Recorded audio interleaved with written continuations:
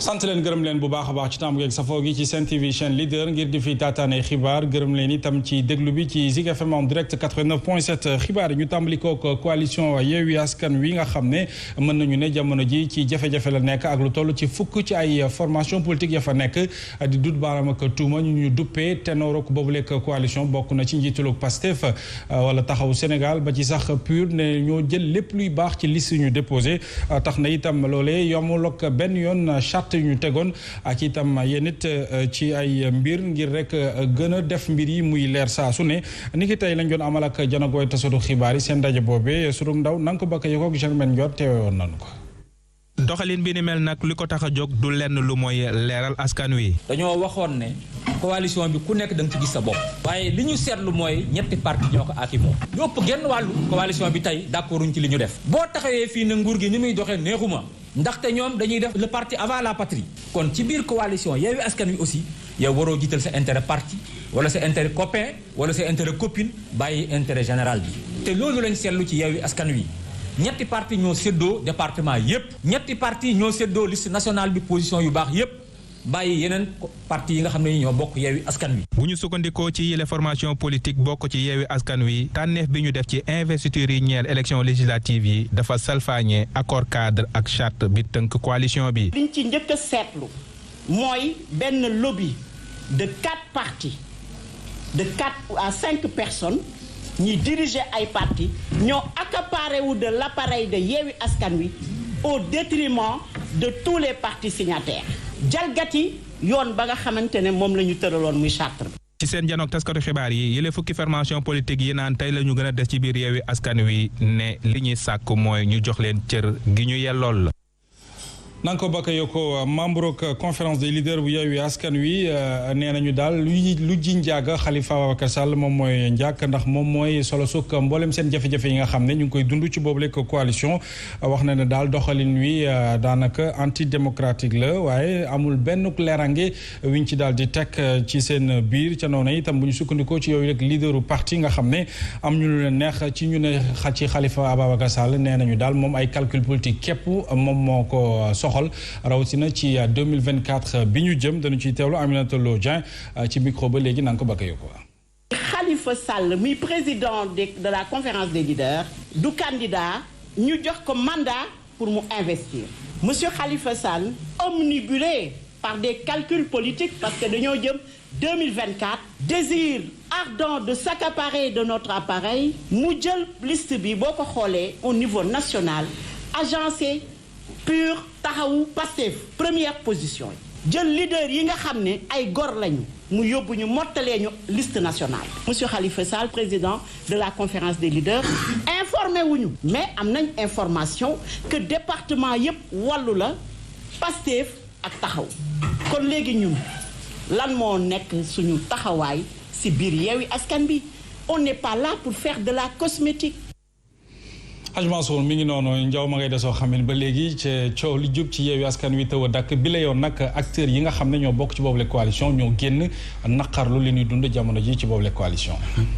mu doon dara lu ma ci bettul nag seulement damay bañ ñu continuer di nax seen bopp.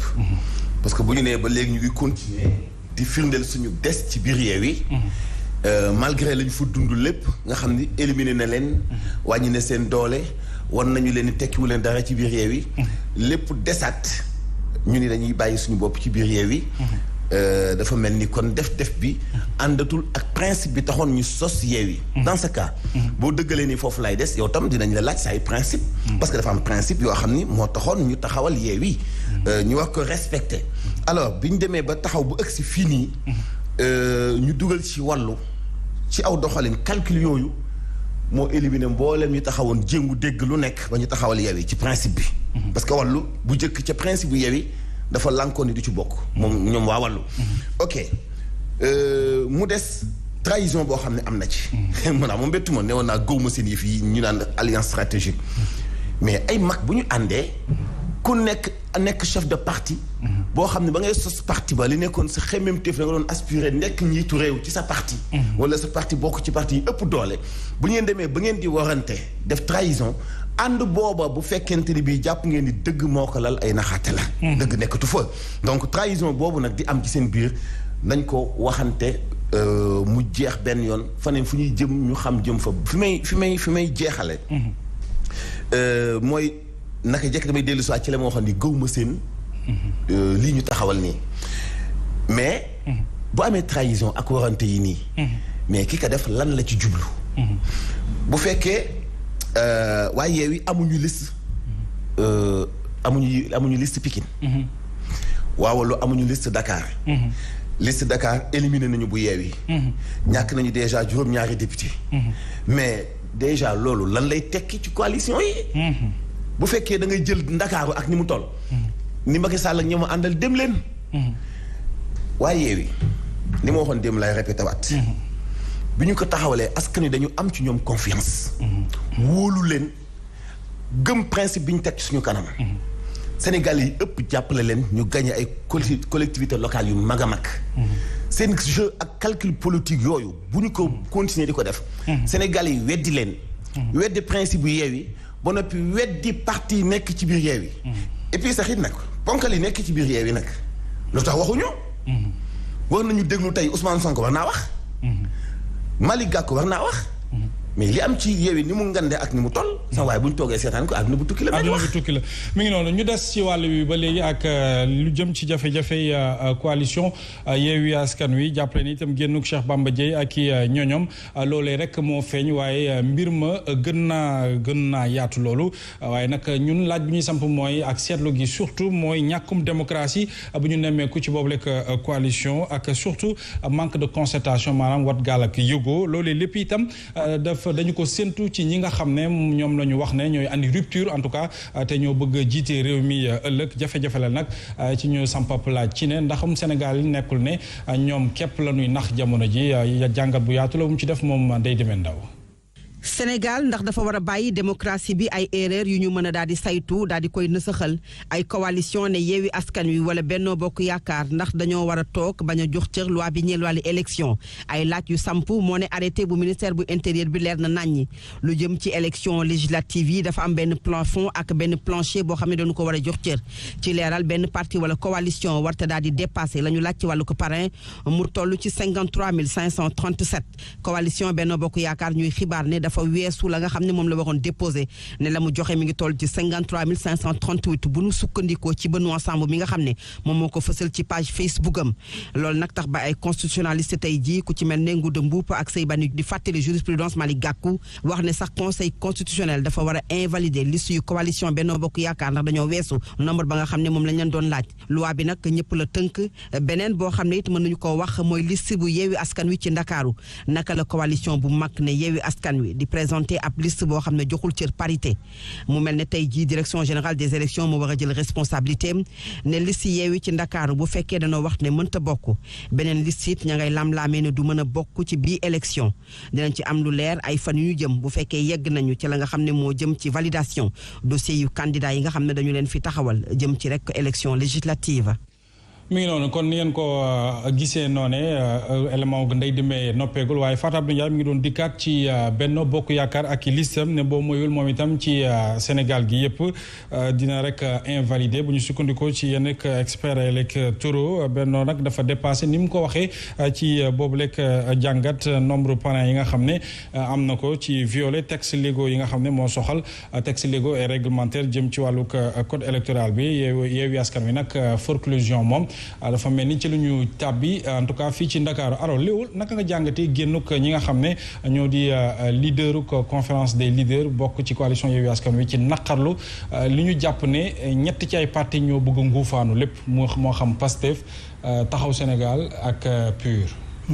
waaw loolu moom daanaka dañ koo gis si li nga xam ne moo di coalition bi mais nag aussi mënees nañ koo jàpp ni parce que waxoon naa ko fi nee naa leen coalition bi am diggante Yewwi ak beneen parti ak beneen coalition bi daanaka dafa doon benn coalition boo xam ne hétéroclite daanaka li ñuy doon xoolee ñoom xooluñu benn barab ku ci nekk yaa ngi doon xool sa intérêt ak fan ngay jéem a def ba nga xam ne sa nit tamit mun a bokk ci liste boo xam ne ni daanaka bés bu faloo dina dem assemblée nationale donc loolu daal moo nekkoon seen biir mu doonoon benn ànd boo xam ne daanaka ay xiiru ak i ngaayoo la ci suuf feeñul nag c'est vrai mais ku ci nekk amoon nga sa xalaat ne war ngaa def lu ne pour que nga mun a kii nga xam ne moom nga boot mu mun a bokk ci ñi nga xam ne ñoom la ñuy tàbb ëllëg su leen sénégalais yi mayee baat. donc c'est assez important mais ci mbirum bii nga xam ne que ne dañoo dépasser peut-être que le nombre de personnes boo xam ne kii daf ko def coalition bu Macky Sall bi. daanaka presque peut-être que loolu ñi ci mën a àtte rek mooy ñi nga xam ne ñoom ñoo buux.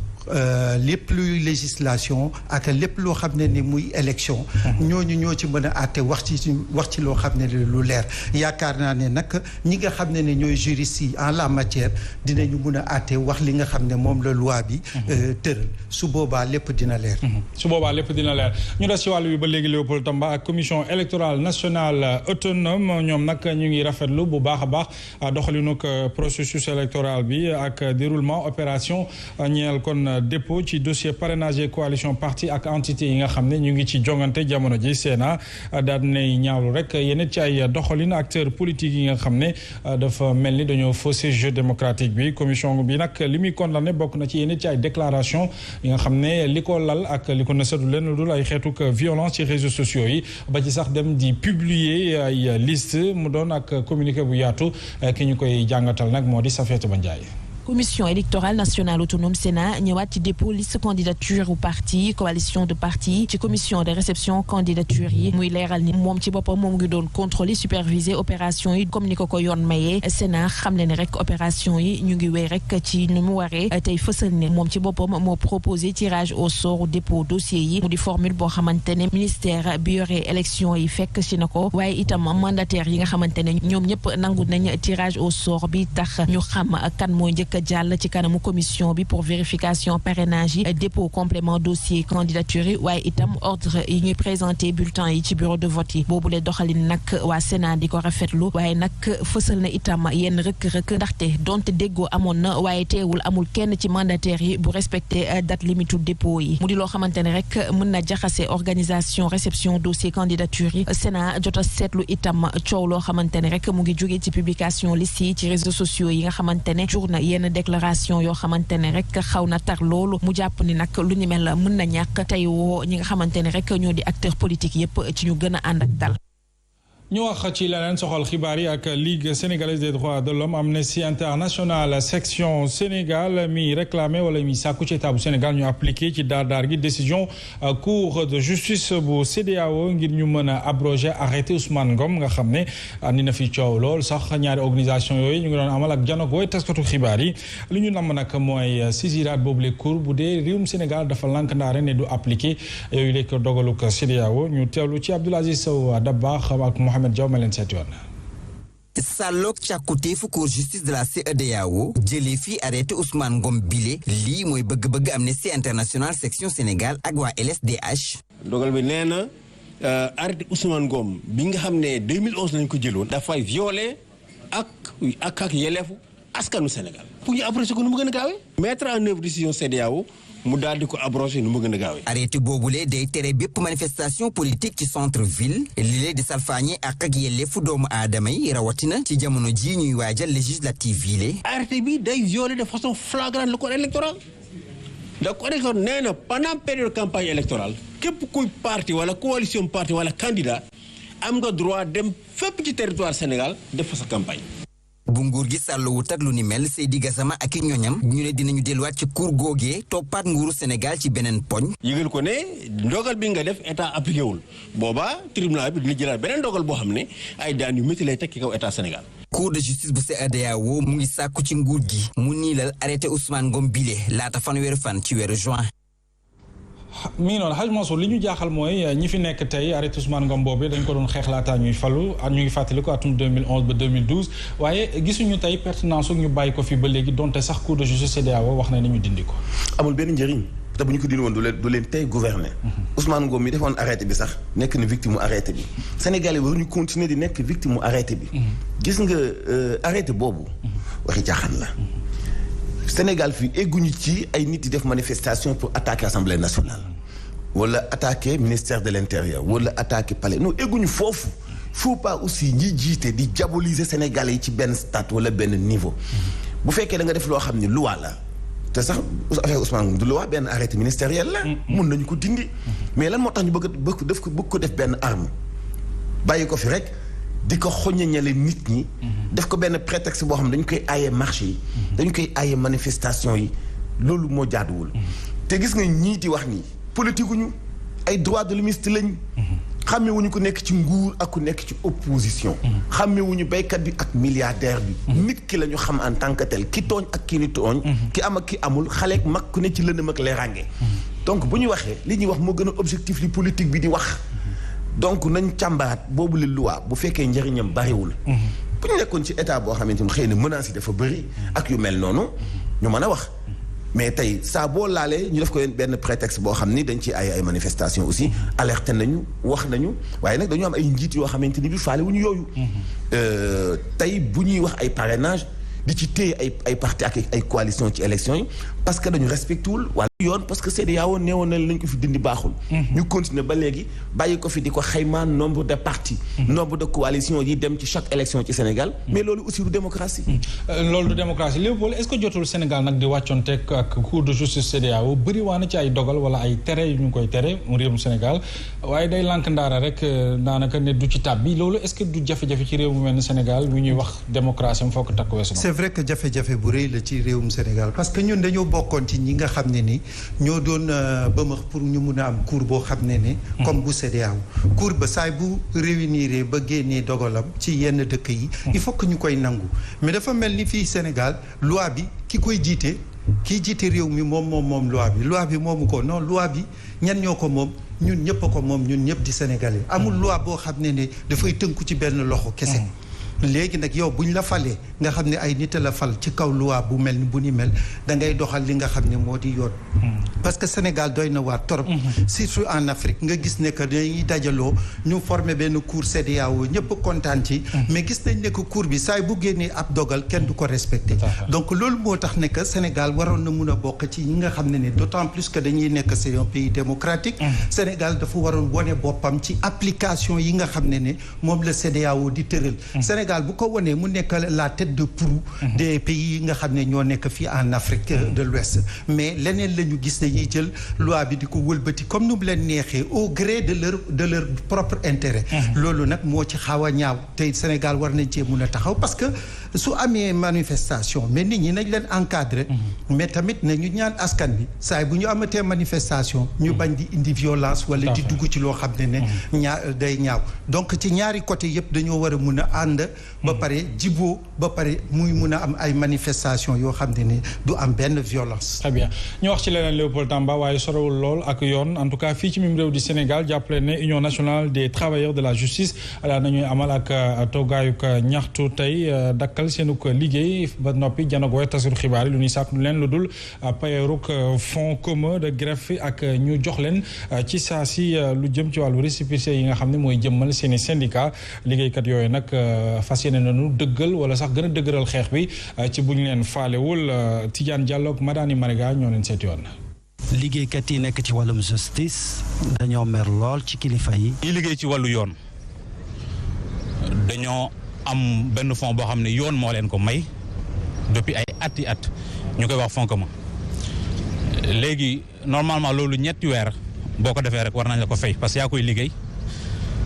tey ñu ngi ci juróomeelu weer presque boo xam ne kenn ci ñun jotuñ loolu. beneen point bi mooy suñu récépissé kayit bi nga xam ne mooy reconnaître Union nationale des travailleurs de la justice bi ñu am kayit boobu déposé nañ ko depuis 2020 lañ def assemblée générale def na ñaari at tey kayit boobu ba léegi mënuñ ko génne ministère de l'intérieur